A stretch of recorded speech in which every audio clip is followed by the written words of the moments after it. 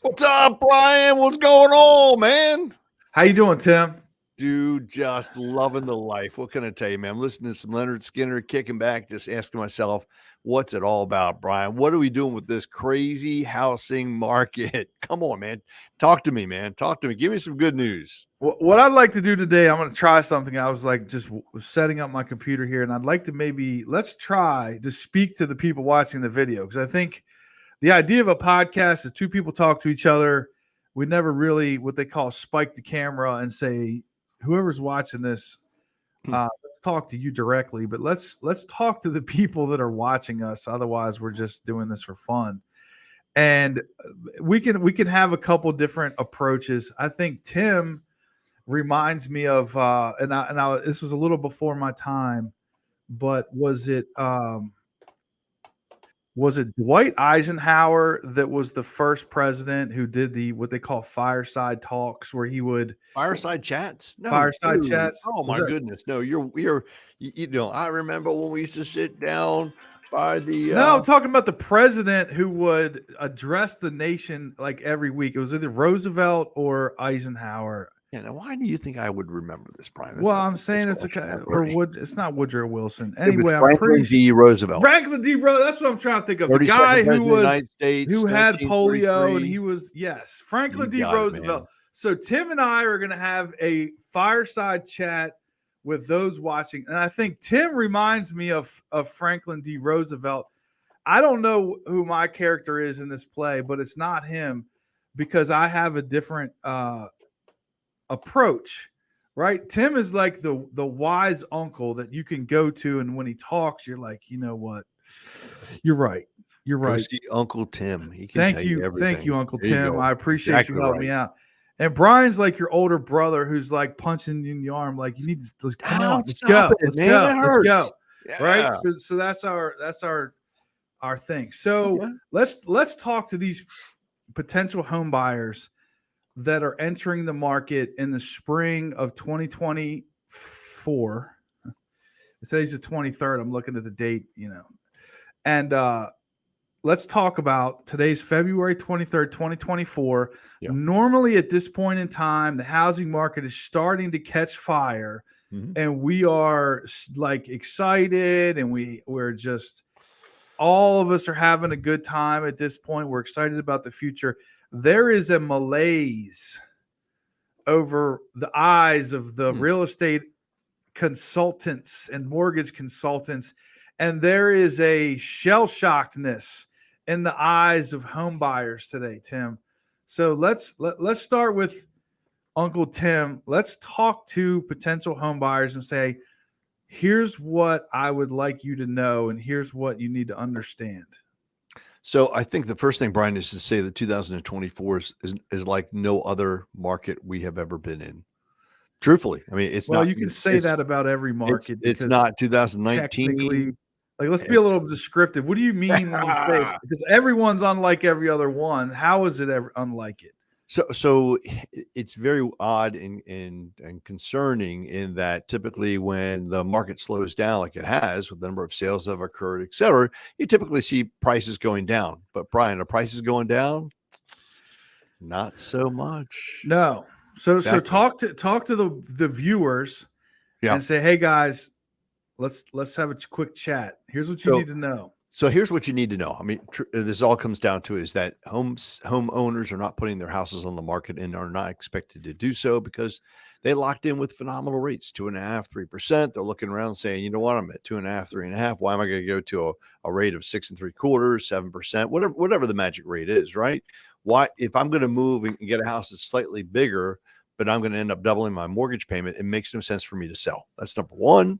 A lot of people that have lower interest rate loans are looking around saying, you know what, why don't I keep this house and create some kind of passive income or rental income, right? Well, that's all why, but what do you need to do as a home buyer? Like, what's your mentality? What's your attitude? What's your approach?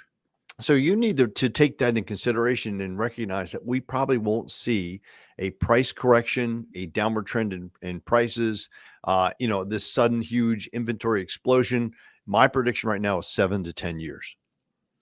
So All right, but what within about 2024? What do you need to do to get ready for 2024? What's your a like you're giving this fireside chat. You're like, all right, guys, here's what you need to know. Here's how you get ready to attack this war. Like we've been attacked in Pearl Harbor, and America needs to get prepared for this upcoming 2024. What are we doing? So here's the key, Brian. In every purchase, I don't care what it is from start to finish, it's always hard. It's always difficult. There's always multiple factors involved. It is what it is. I mean, don't let anybody tell you. We're all going to say back in 1984 when I bought my first house, it was 18%. Yeah, it was. Okay, fine, whatever. We lived. We're still here today, right? So the key to that is this. Look, the best time to buy is when you are ready. When when it works on your cash flow, when you got enough cash, when there's a program, and honestly, it comes down to your family needs. It's what really, don't be hesitant like, oh, I don't know. The market might get better. Nobody can time the market. But Right. what you can time is three things. Ready? Number one, we recognize that in today's interest rate arena, we do expect rates based on all the predictions, all the parameters to drop into the fives and into possibly even the high fours next year. That's 2025. So what that tells us, number one, is that, look, recognizing where we are today and recognizing that the current predictors is that we will see a downward trend. What happens, Brian, when rates go down? What happens to prices? Go up.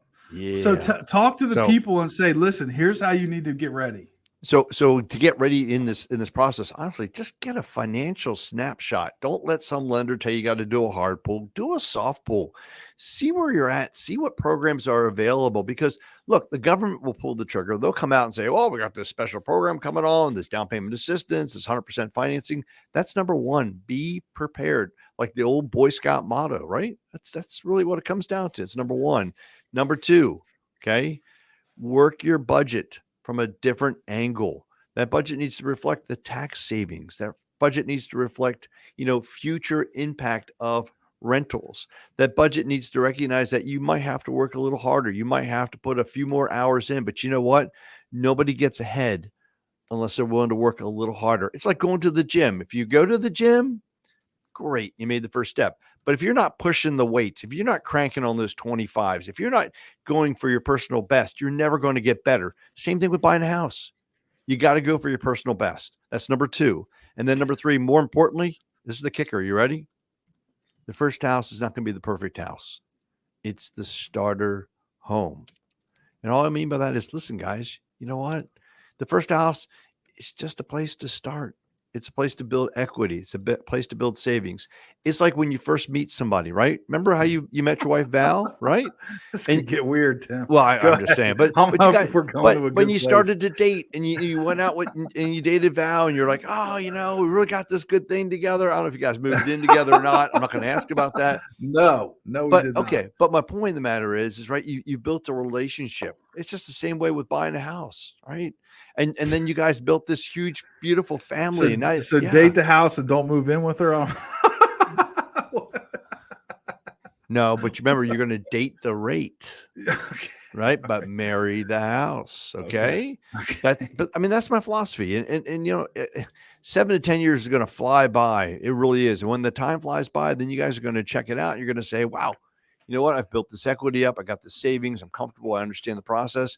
Brian, I look back and say, how in the heck did I ever afford that first house? All right, second home, I'm gonna summarize. Yeah. I've been taking notes, Tim. So Tim is a couple points. Buy when you're ready. You cannot time the market. I agree with that 100%. Be prepared. Also, financially prepared. Consider all the factors that go into the financial picture of home ownership. It's not just the payment. It's not just the resale value. Go for your personal best. I'm not sure what do you mean when you say go for your personal best? What I mean, try to buy the biggest. Like if you've never owned a, you've got to be willing to step out and try it. I mean, so many people were afraid. Listen, how did you ride a bike? You didn't just jump on the bike and go, right? You had to learn to do it, and you got on it, and you just have to. And sometimes you fall, and sometimes you get back on, and sometimes you fall, right? Well, that's just like buying a house. Okay. You put an offer on, it gets rejected. You buy it, you put another offer on, it gets rejected. Then you put an offer on, and it's like, ching, right? Okay. I'm Personal following you best, now. man. Yes, Okay. sir.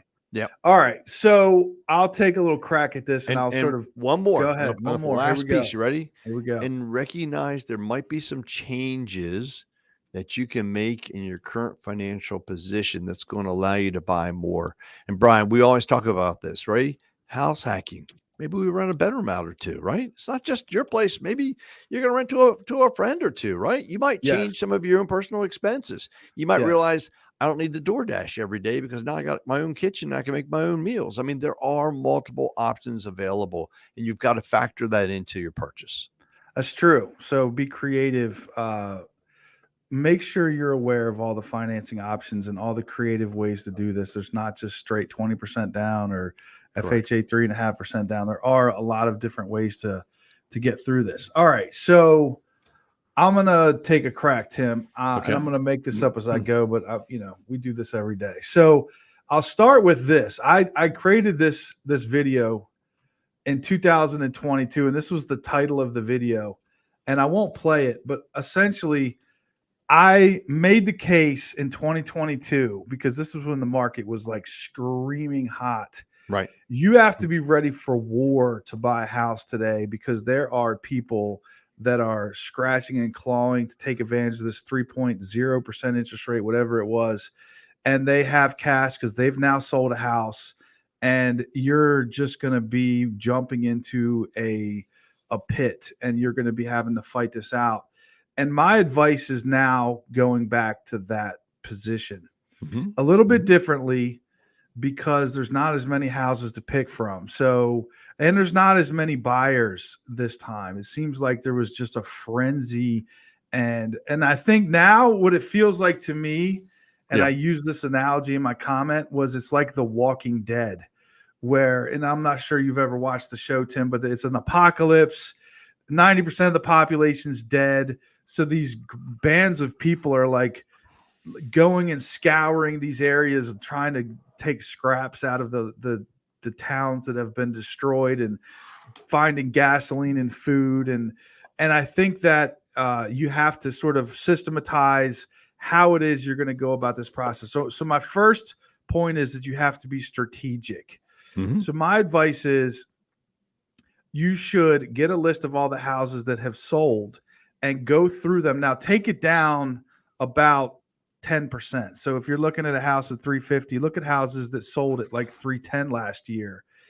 Whatever your range is, take it down 10%. Look at every house that has sold and find where your opportunities are based on what has already happened. Meaning that, okay, here's my price range out of, let's say, 50 houses. I would only really want to pick 5 of those. The rest are either not in a good location that I want to be in. The house is not the style I want. The price doesn't match what I was hoping to get out of it. But identify some houses that would have fit your criteria. Like if this house came on the market today, I would buy it. Like I'm looking for a Rambler. It's got 3 bedrooms. It's under $350K. Do a search, find it, and then get a gauge of how often that scenario is going to exist in a 12-month period. So in the past 12 months, and we're also down 25%, by the way, so take 25% of those houses off the list. If there's, 100 now, you look at 75, right? And Brian, can I throw something in there right now? Yeah. This is kind of wild. I just looked at the stats. January of 2021, okay, the medium sale price, the average medium sale price in Maryland was $329,000. Okay. Yeah. Here we are, January of 2024, 3 years later, the average medium sale price is $385,000. We went up 17% in 3 years. Yeah. I mean, that just tells you right there, right? Yeah. And I think that's probably low considering there's other factors that go with that median sales price. Like if you were to get a little more granular on it and just use like a common home style split foyers and just look at like the cost of split foyers in a zip code and factor that, it's probably a little higher than that. But even if, like, let's just say, take the 10% number off of the last 12 months, take 25% of the inventory, delete it, look through it and see how many houses fit your criteria and whether or not this is going to work for you. And then fall in love with this idea of, okay, here's the situation that I would make this move in, and then be prepared to attack. Last year, there was a little tiny bit of room for home buyers to kind of negotiate. We had this small window of opportunity where, closing help was coming back pretty big. We were getting a lot of repairs done. You gotta need to start to get prepared to be more aggressive. So we're talking about pre-home inspections.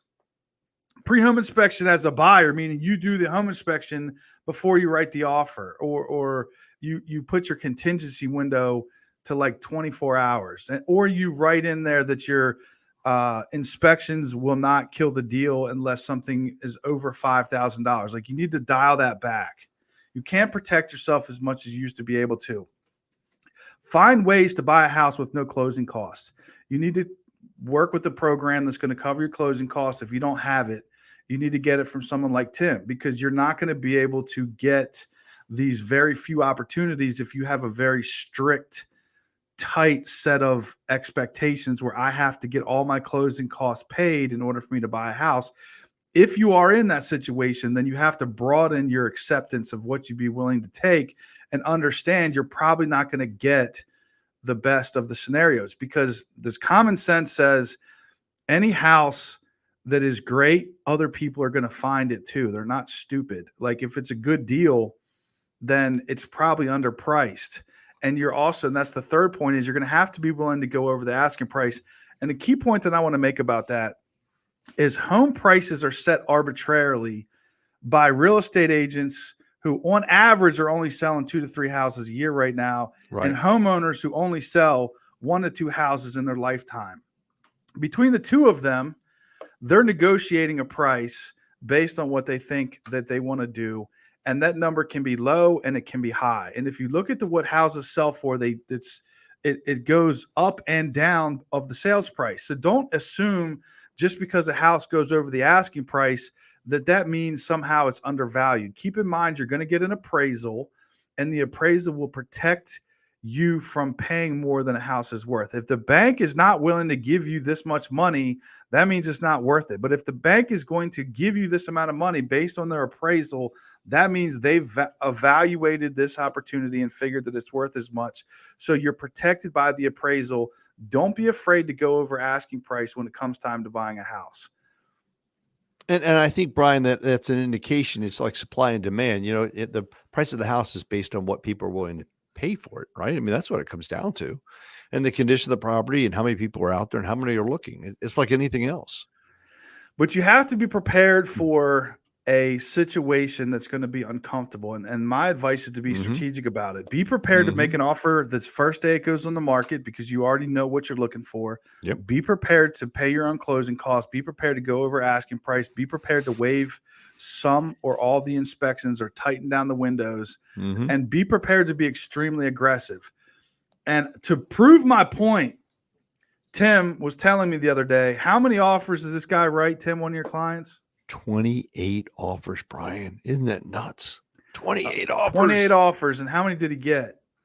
None yet. 0. Okay. We're working on it, though. We're working on it, Brian. Yeah. So lucky number 29. All right. So of all of the houses that go under contract, you said, Tim, you had 10 recently, and how many of them fell apart?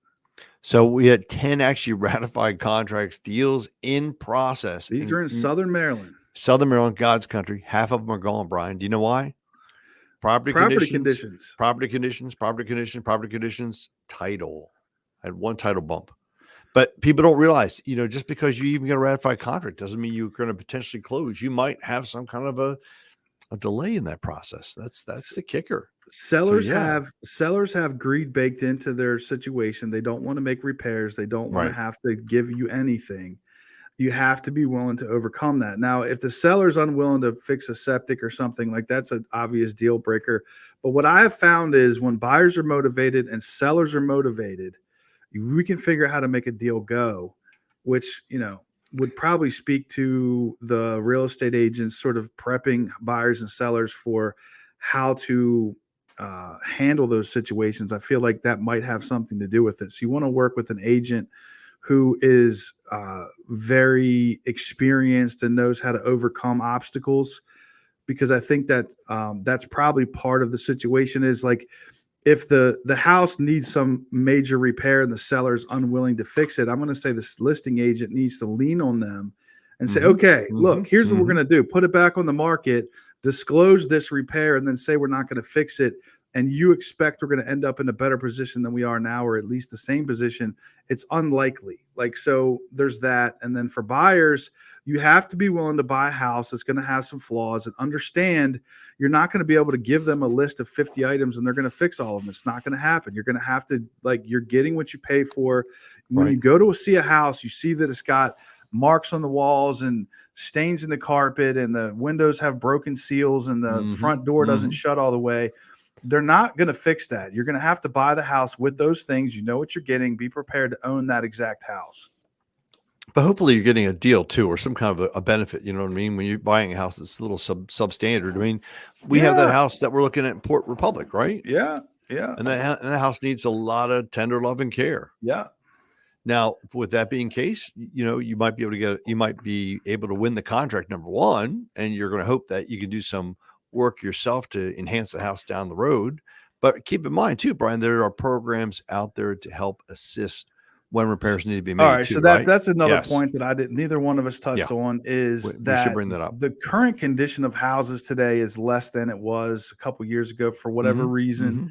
And you need to be prepared for a little sweat equity, and you need to be prepared to buy a house that's not in tip-top shape.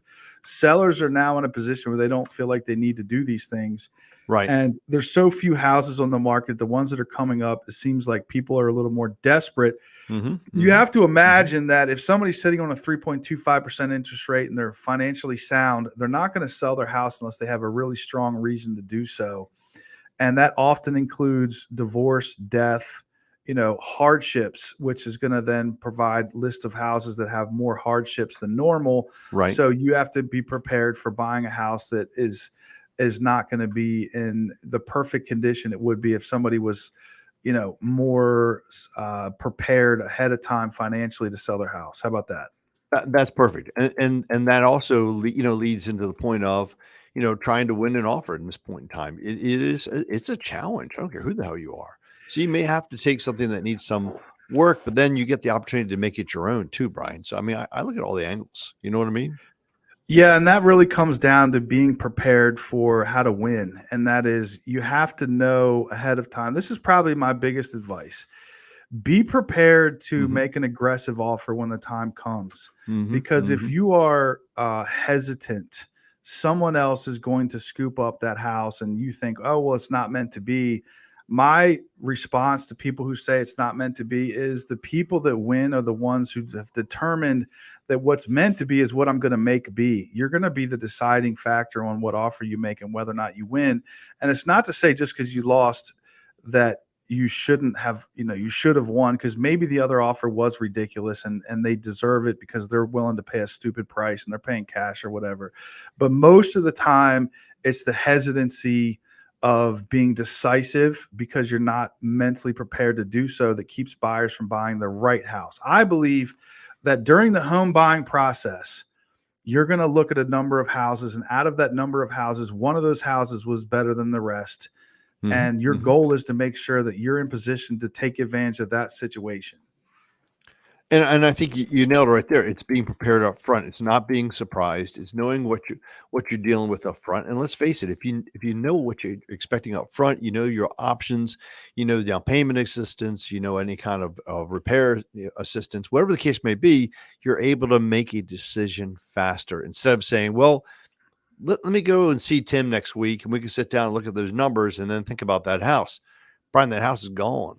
That house is gone, or it has 5 offers on it. Yeah, and then and you would have been in a better position if you had been viewed it day one with an offer in hand. Exactly right. And that was the mistake that we just recently made. And that was my original plan, was to go view the property at 8:00 in the morning. The day it goes in the market, the offer submitted at 8:05 a.m. and be prepared to lock the house coming in. soon. I mean, you can make an offer on a coming soon house, right? You can't see them in person, so you'd have to buy it sight unseen. I don't know about that. So is there a way to work around that, Brian? Is there a way to come back and say, hey, you Yes. know what? There, but that is for my clients and your clients, Tim. That is not general information. That's some secret knowledge that we are not going to share with the public today. Yeah. I hear you, man. Very cool. Very cool. All right, Tim. I think that's great advice. I think that we've kind of covered everything. So this is we're going to rename this Uncle Tim's Fireside Chat. I like that, man. Very nice. Very nice. Yeah. I think this is good advice to people. And I hope that anybody who's watching this, if you have a friend or family member who's going to buy a house, share this video with them, and let them know that this is what you need to be ready for. Tim and I have a lot of experience doing this, and we're in this market every day. This is all we do. So this is what you're going to be dealing with. 2024, it's going to be tough, but you can do it. We were banging out houses in 2021 and 22 when it was a little more even harder to buy a house, but it was 3% interest rate, so it didn't feel as bad. This one feels worse because you're not only paying over, but you're also getting smacked in the face with a 6.5% interest rate. And what's the beauty of it is, Brian, next year when you go to refinance, you're going to have equity in your property. You're going to be in a strong position. Interest rates are going to come down, and you've already gotten comfortable, and you're going to say, wow, I was able to make that payment of $2,500, and now my payment's dropping to $2,100. This is a win-win. Yeah, and that's the last thing that we'll leave you with is, and I've said this before in different scenarios, and Tim, you can tell me if this is true or not. In your heart of hearts, is tomorrow going to be better than today? No. Today is better than tomorrow. Yeah, not always. We can't predict it. We can't predict, but it's not always happen. Better. But I can confidently say today is a great day. Nothing indicating that tomorrow is going to be better. If rates go down, tomorrow's not necessarily better because more people are going to be buying. Then you'll have 10 offers. Tomorrow's not better because house prices will likely be higher. And that's the big takeaway is when house prices go up another 10% and you waited, you're now that much farther behind. In the house that you're buying is that much less of a house, and your payment is that much higher. Whatever way you want to look at it, it's worse. You're just kicking yourself in the tail. That's all it comes down to, man. You nailed it right there. All right, Tim. That's all right, it, brother. Man. I'm done. Appreciate you, man. We got to wear our war bonnets next time, man. Just come out here, see if you can find that outfit somewhere. And we can wear this next time we do our podcast. That sounds good to me, man. I'm on it, man. Hey, and you know what they say, Brian? Make America great. All right.